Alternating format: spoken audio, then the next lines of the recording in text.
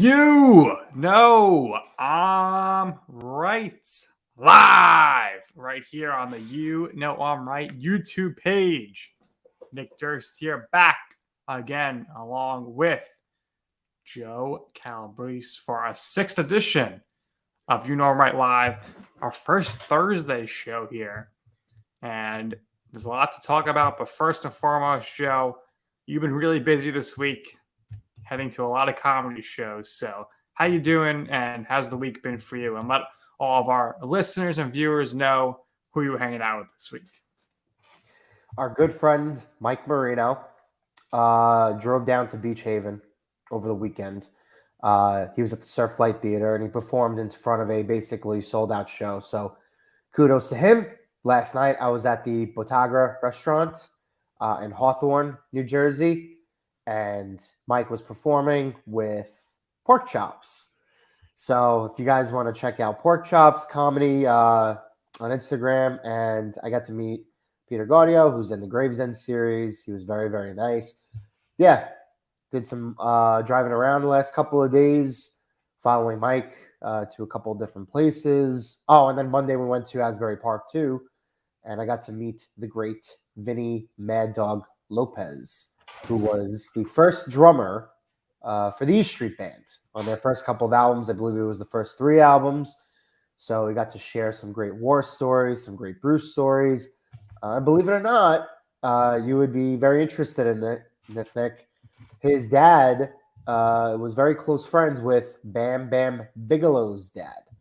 So the Paramount Theater, that's in Asbury Park, New Jersey, where Mike held his special 10 or so years ago, I forgot the exact year, the Paramount once upon a time in the 70s was used as a place for the Worldwide Wrestling Federation, better known today as WWE, and independent wrestling shows. So Vinny knew of Bam Bam's dad. He also knows Hogan, and because he's based in Clearwater in Florida. So sharing some stories about Hogan's karaoke bar and everything, and about how he's always there on Mondays. So we had a really good time, and I've had some great times with Mike over the course of the last week or so. So kudos to him. Great friend of ours, always willing to support him. He's got a couple of shows left. He's going back to California soon. So if you're in California, go see him. But if you're in Jersey, make it your business to go see him. He's great live. Just send Joe a DM at Joey Cals on Instagram, and he'll hook you up. Mike's great, but another great Mike is Michael Rockman, who says we are the greatest of all time. We appreciate that, Michael, but he's got a great question, Joe. And listen, I know last year you kind of checked out, but this year you're probably going to get back into it. We got a Big Brother question here from Michael Rockman, who says, sorry to go off your schedule, but Big Brother said 100-day season, thinking 18 on the cast this year. Well, it's going to be as long as the season as possible because of the writer's strike and the actor's strike. So CBS has really nothing to air. I wouldn't be surprised if after this we immediately get a Celebrity Big Brother season. They turn it around real quick. Right. To just get some programming here. So, Joe, you take this 18-person cast. You think that's going to be huge? That is huge. I from like August 2nd on, because that's the premiere date, so we're less than a week away. Yeah. 18, 100 days. It seems like a lot, right? And again, this is going into December. Right, we're going into December. This is like when the writer's strike happened. Not the writer's strike, when we had the COVID delayed season. Yes. But they purposely delaying this because remember they were saying Christmas for Christmas when they had Christmas back? Yes. So, yeah, we're going into the fall. I mean, I don't mind a later start date that goes into the fall season because, again, you're out in Southern California. It's not necessarily like cool outside, right? And weather doesn't matter. No, weather doesn't matter. I mean, it's a summer show. So I guess to test out how it kind of does in the fall. Especially with the writer's strike going on now, kind of makes sense a little bit. But 18, here's my opinion about this.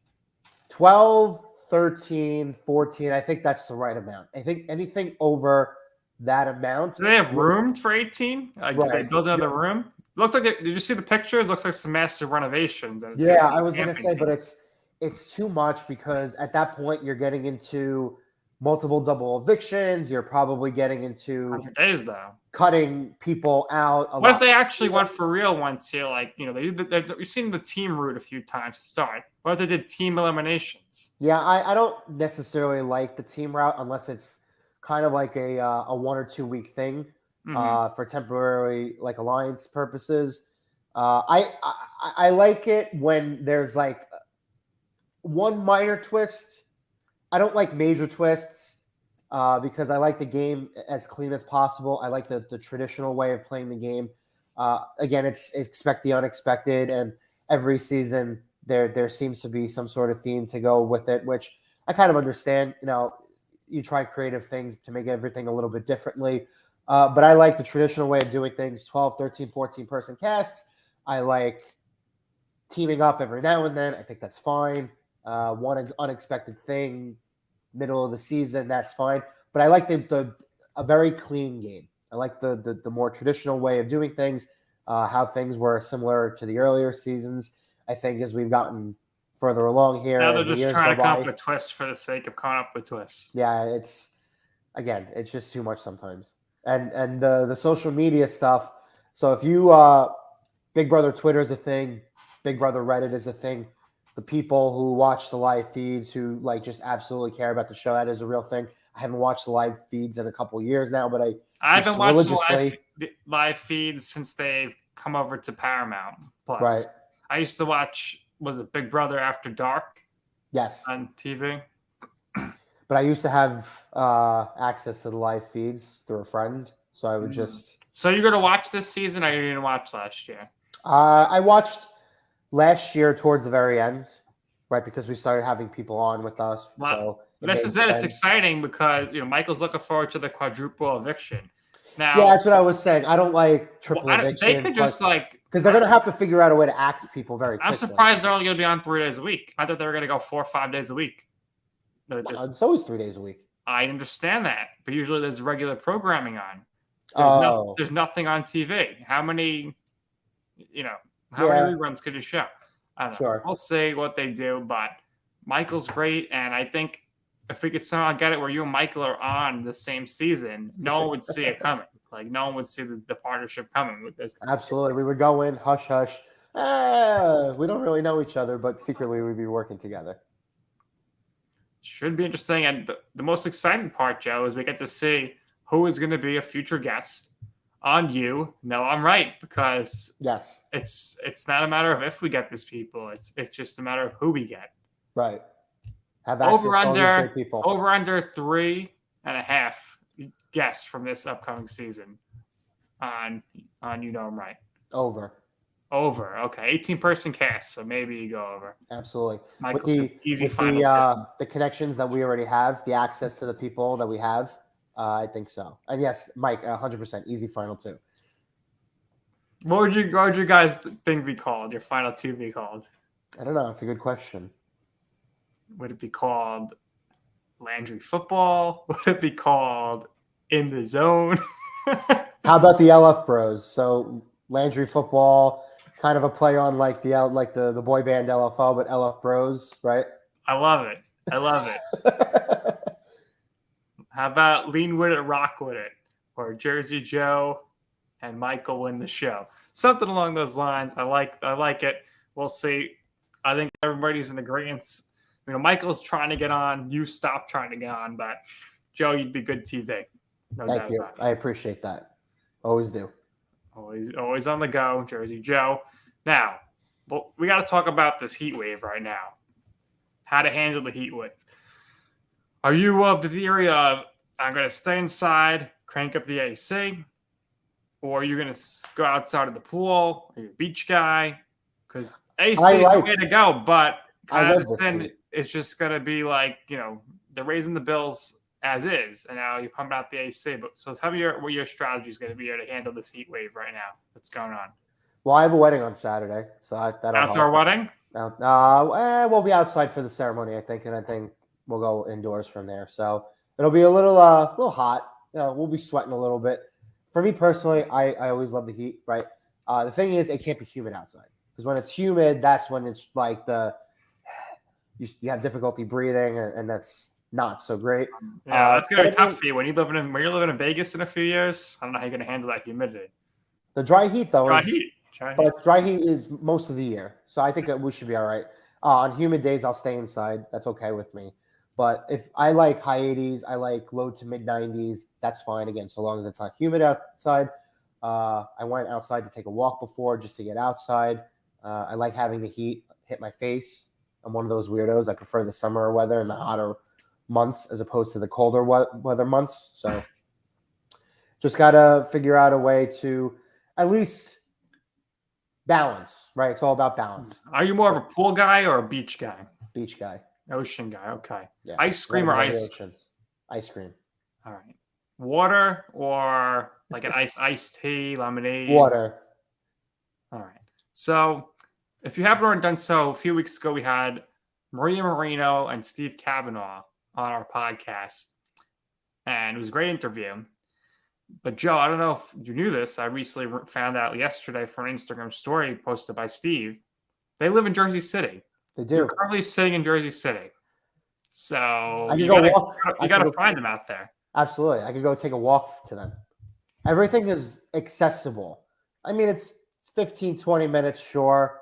But, I mean, I could take the train into downtown depending on when to go. But it's more difficult for me to walk 10 minutes to the train and then take the 10-minute train ride as opposed to just walking the 20 minutes, right? So, but yeah, I got to go find Steve and Maria. We'll have a good time. Daniel Jones. Daniel Jones is spotted out all the time over here. Must be nice to have that money and, be a quarterback and whatnot. Sure. All right. Next topic here. Nicki Minaj. She's having a big week, Joe. Huge week. She's on the soundtrack of Barbie, the movie, which me and my wife saw Monday morning, a little Monday morning movie action. All right. So movie wasn't bad. The beginning was solid.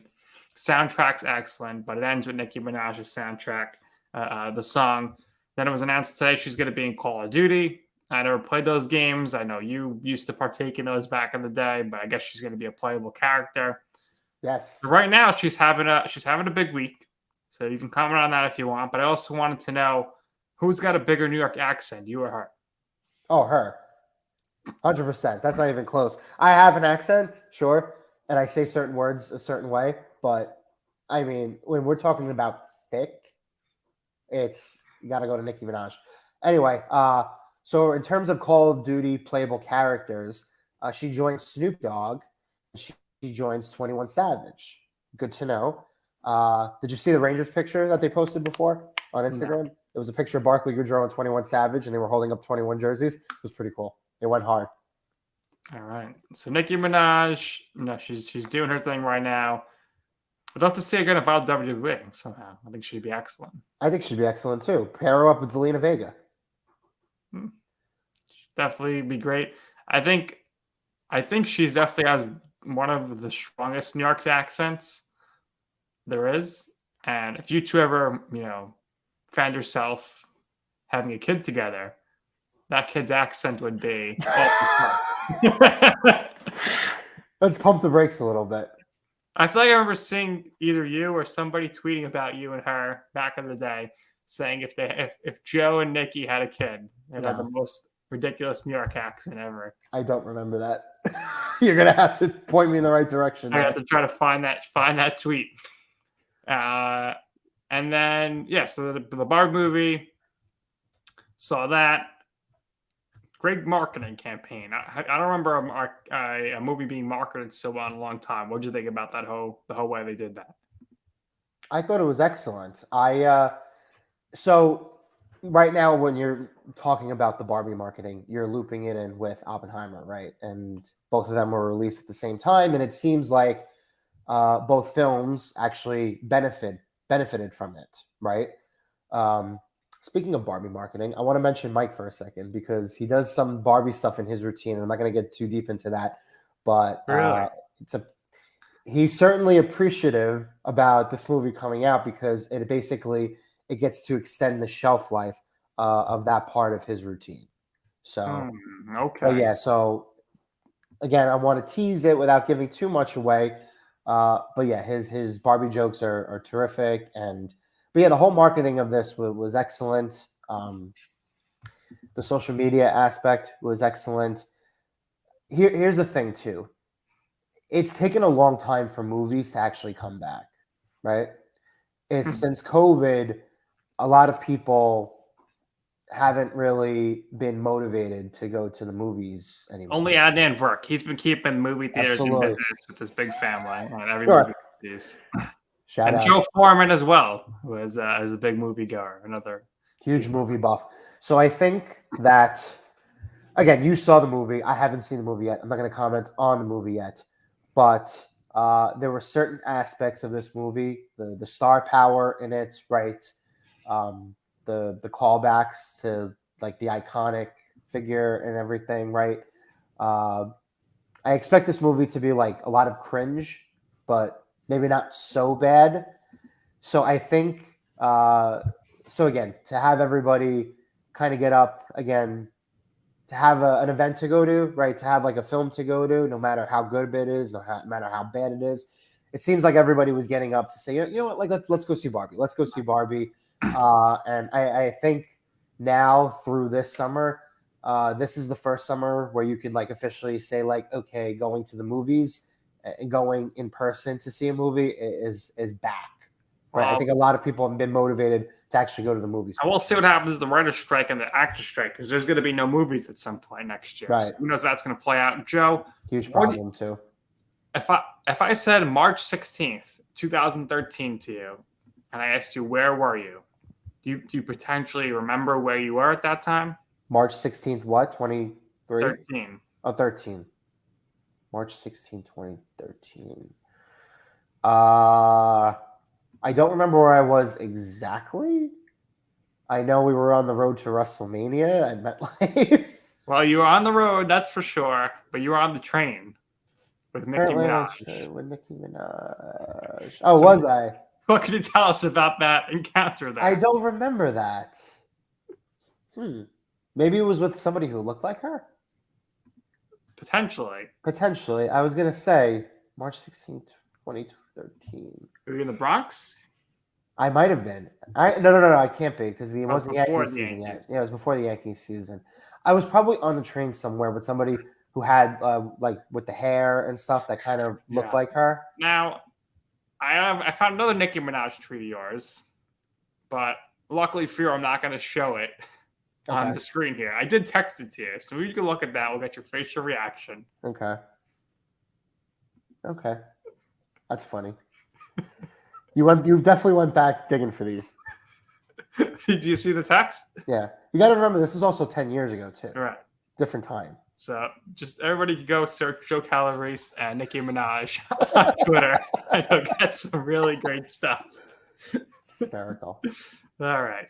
Now, for the sports portion of the show, Shohei Ohtani is not going to be traded. The Angels are going all in, and heck, Joe, they might as well, because who's to say that the Yankees are that much better than them? They're not. 4.5 games out, the Angels right now, behind the Blue Jays. And eventually here, if they could keep it going now, they already made some trades. They got Lucas Giolito. Trout's going to come back. So if you could stay where you are right now and you got Trout for the last 7 weeks of the season, this is a team that can make the playoffs. Will they get in now? I mean, we have Tampa, Baltimore. They're in locks. Whoever wins the AL Central, irrelevant. Houston, but they have to. Houston might surpass the Rangers. Yes, I wouldn't be too sure the Rangers are going to make the playoffs. I don't think. I mean, you think the Angels are going to lap the Rangers? I don't think so.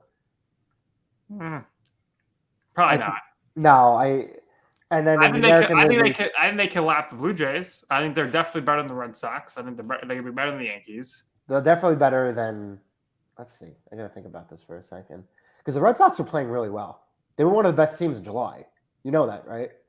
Yeah, but I mean, it's hard for last place with the Yankees. I think the biggest hurdle for the Angels at this point right now is they've been treading water, which is okay, but they're over 500. They're in it without Mike Trout. There are too many teams to overlap.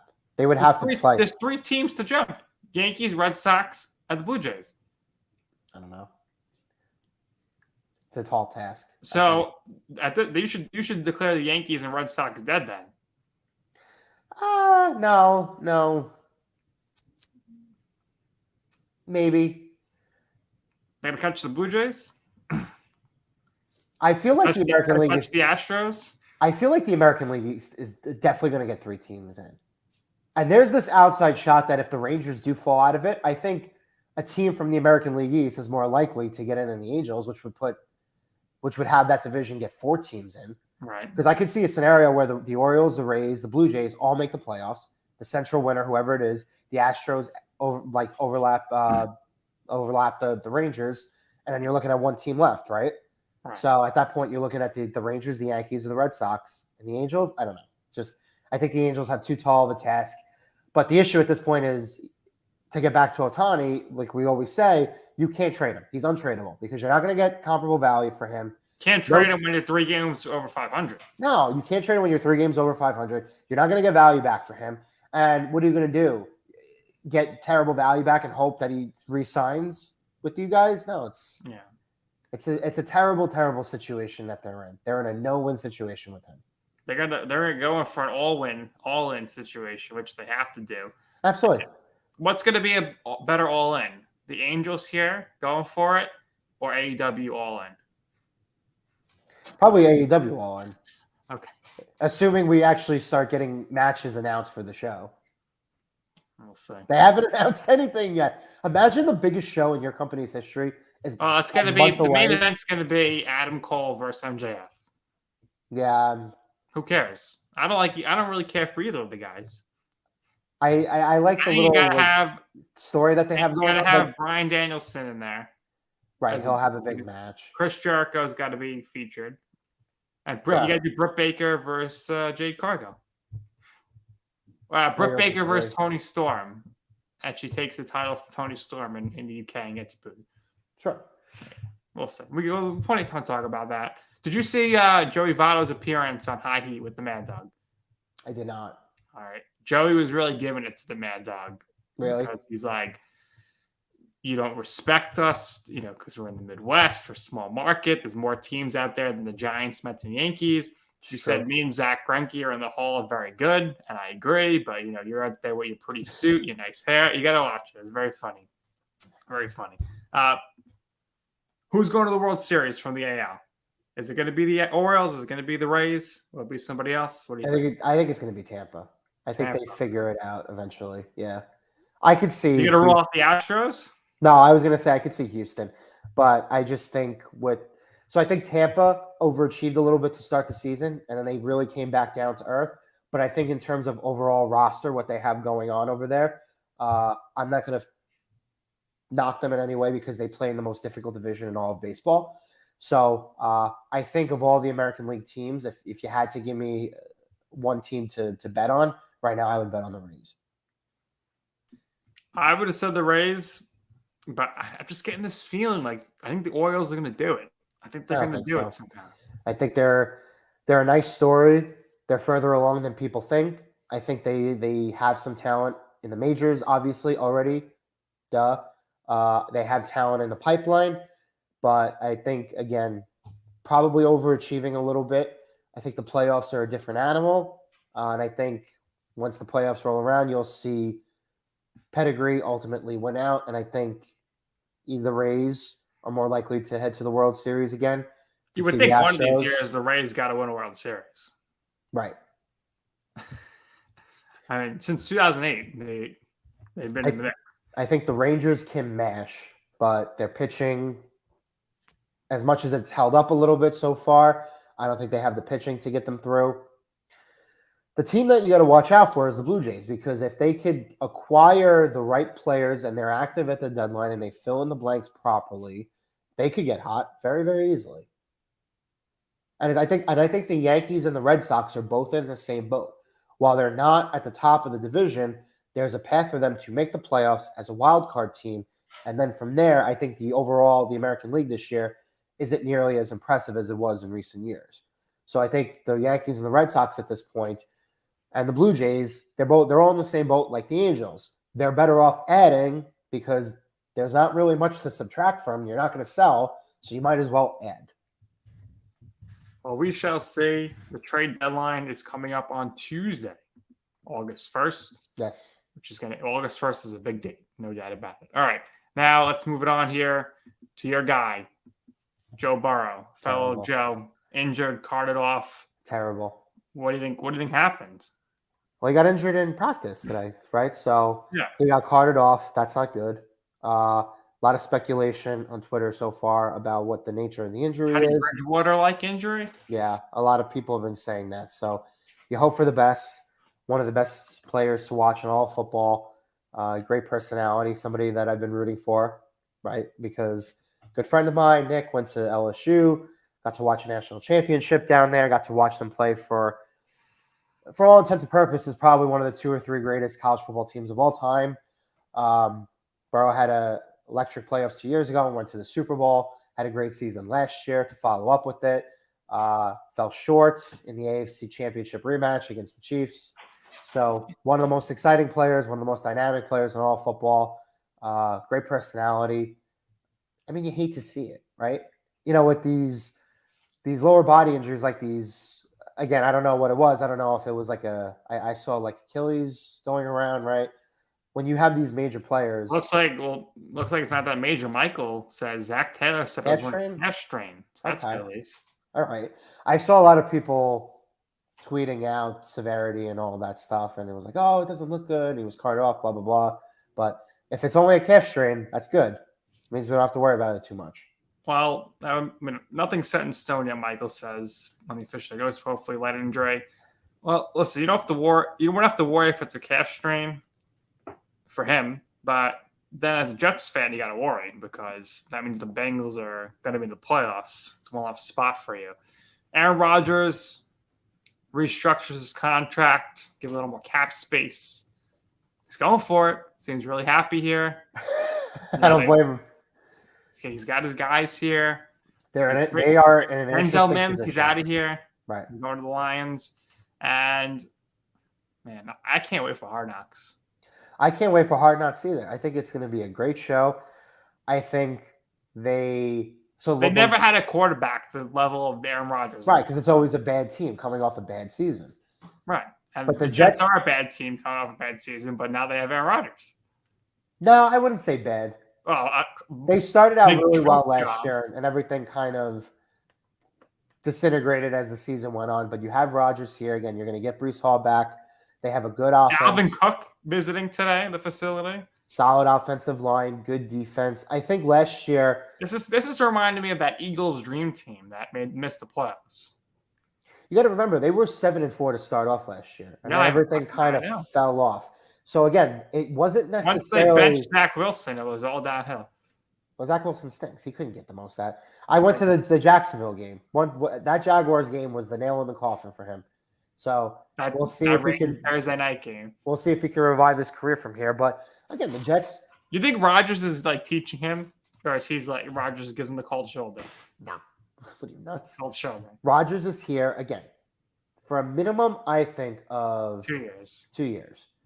If in some crazy, wacky like if they were to win a Super Bowl this year, I think that's it. Because I've been saying this for a long time. I think if Rodgers, I think if he gets to a Super Bowl again, I think he just wants to get back there, right? And if he wins, then it's like Elway. He's going out on top, right? Or Jerome Bettis. I really sincerely believe that. Michael Strahan. I think he's the type that wants to go out on top. So, right. Well, let me ask you this: if you're an athlete, right, in one of these scenarios, which one would be more iconic in sense of like your legacy and all this? Number one, you lead the New York Knicks to a championship. you break the curse. You're the star player.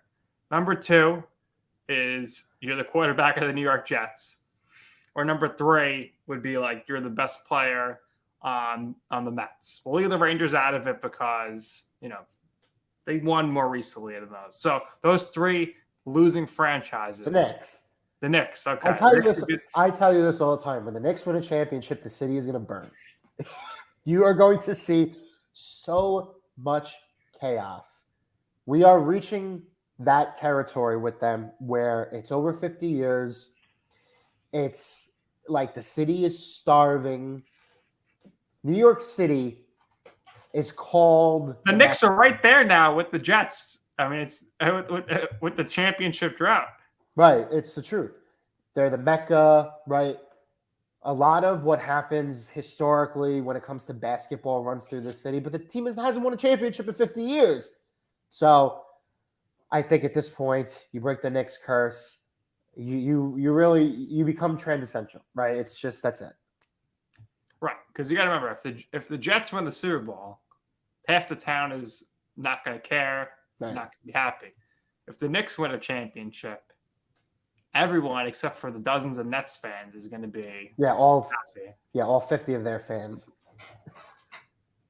Now I got to ask you, if you can only get one, what are you taking? Knicks, Rangers, Jets? I know you're not going to take the Yankees. You've had it. I'm taking the Rangers. Rangers champion. Taking the Rangers. I think you're going to go Jets. No, I need to see the Stanley Cup lifted. That's it. I think you're going to go the Jets. The I need to see Lombardi the cup. Trophy. Because I've seen the Stanley Cup in person and it's so impressive. What a day that was at work. But I didn't touch it. I touched it. I wasn't supposed to. I touched it. You're not supposed to touch it. I was never going to win the Stanley Cup, so I didn't give. I touched it. You're not. It's bad luck. Me and Scott Rogowski touched the Stanley Cup. It's bad juju. You're not supposed to touch the cup. I would touch the President's Trophy too. The President's Trophy is okay, and I'm one of those guys. Like you could touch the Prince of Wales and the Clarence I would touch the Ball. Prince of Wales. Yeah, absolutely. But anytime didn't the Golden Knights touch the trophy this year? So I would say the rule is that whenever you come into contact with the Stanley Cup, you shouldn't touch it, right? Unless, again, you win it. Hopefully someday I own an NHL team, the Coyotes. Oh, owner. I got to own the Coyotes, remember? That's the lofty dream. Mrs. Bezos, former Mrs. Bezos. Absolutely. I married Mrs. Bezos. She can fund my foray into. Just don't buy a team in Canada. They got killed. No, absolutely not. No, sorry, Atman. Imagine breaking the drought in Canada. They haven't won a Stanley Cup since 1990. Yeah, we'll let them worry about that. Good show today, Joe. And you're always on the go. So you said you got the wedding this weekend. What else? What are your upcoming plans? Not so much on deck outside the wedding. We'll see. We'll see what the rest of the summer has in store as it comes. All right, maybe you go check out a Brooke or a Singman show or two, Absolutely. and maybe we'll see what happens. So that's going to do it here for this episode of You Know I'm Right Live. Go check us out on Instagram and Twitter at YKIR Podcast and at the You Know I'm Right Podcast, TikTok, and YouTube and Facebook. All the good content right there, right here, and everywhere. So for co-host Joe Calabrese, I'm Nick Durst, and this has been You Know I'm Right Live.